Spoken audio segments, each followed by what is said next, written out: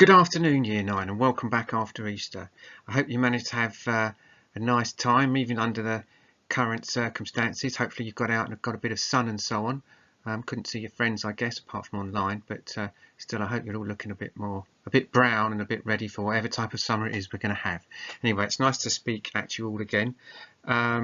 Your do now for today is, as ever, looking back at Of Mice and Men, which is you're going to be assessed on at the end of the academic year when we're all back in school.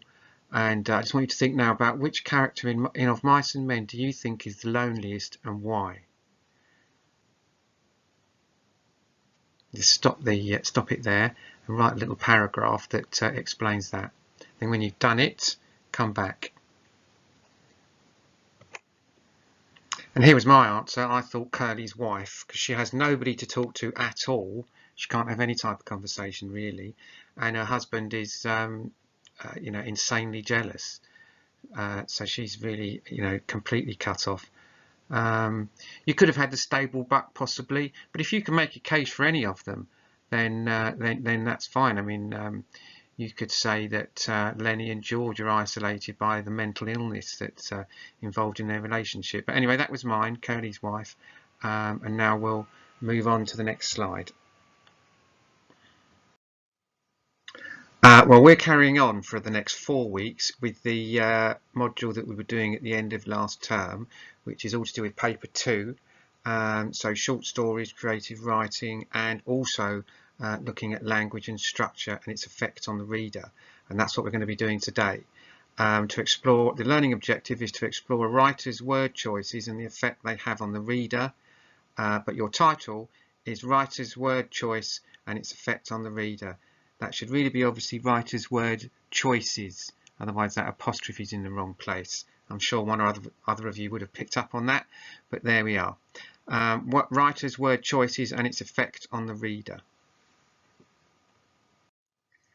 Okay, the text we're going to be looking at, or an extract from The Road by Cormac McCarthy. It was a fantastic book which was made into a very grim film actually, which I'm rather hoping none of you have seen. But to give you a background to the text that we're looking at, it's a father and his young son journey across post-apocalyptic America some years after an extinction event. Realizing they cannot survive the winter, the man takes the boy south along empty roads towards the sea, carrying their meagre possessions in their knapsacks in a supermarket cart. And now, the first thing we're going to do is to find language that tells us where the father and son are. Now, Year 9, you're going to be looking for some pieces of language that show us in lines 1 to 7 where they are.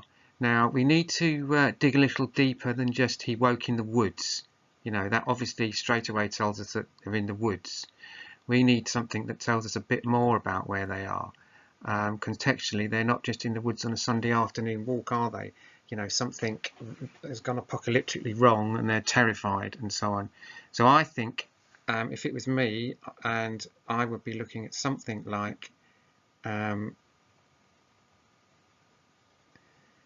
nights dark beyond darkness, because that tells us an awful lot, doesn't it? It tells us that there's no, first of all, to me, it just says that there is no artificial light anywhere. You very seldom in any part of the developed world get nights that are dark beyond darkness.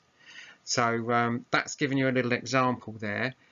Moving on to the next slide, I want you to find 3 pieces of language that tell us where the man and the boy are, and pieces of language that go deep, like the one that I did, dark beyond darkness, not just he woke in the woods. So just do that, and then when you've done that, move on to the next slide.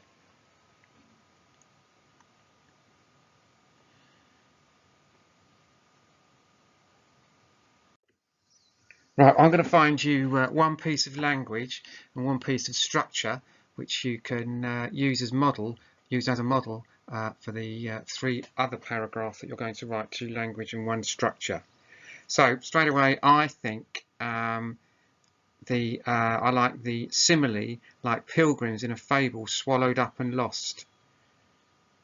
I mean that at the very start of that passage, that sets the tone, the sort of mythic, fable type of tone, which kind of means that anything could happen in the rest of the passage really. He's opened the doors by making, using that simile of a fable, to, sort of really telling us that anything could happen.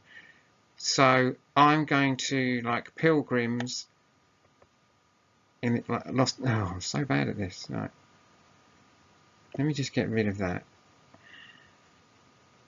Right.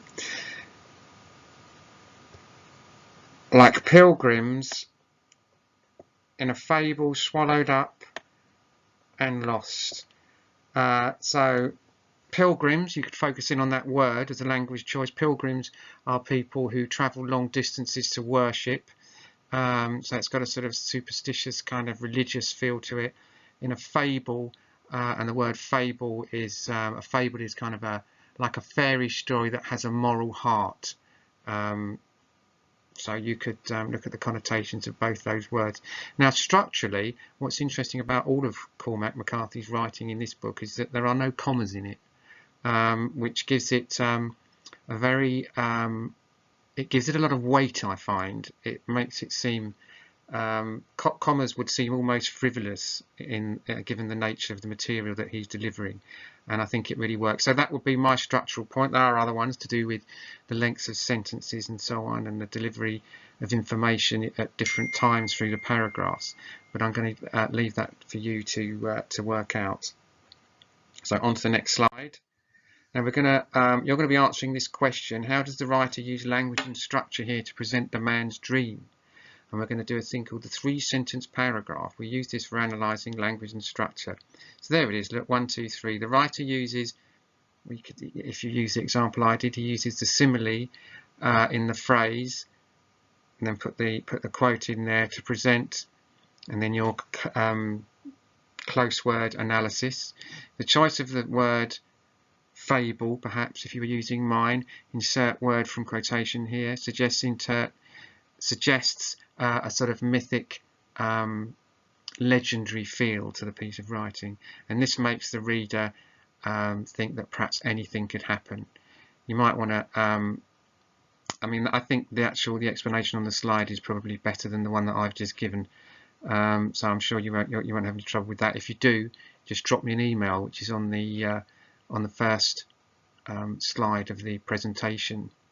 And also, these are all being loaded up to YouTube now, and there's a link on class charts. So if you go onto there, you can watch this on YouTube. All right, then, any problems as ever, give me an email. Always happy to see any work that you've done. If your parents need any clarity on anything, they can also email me. So it'd be nice to hear from you. And I'll speak to you all tomorrow. Thanks.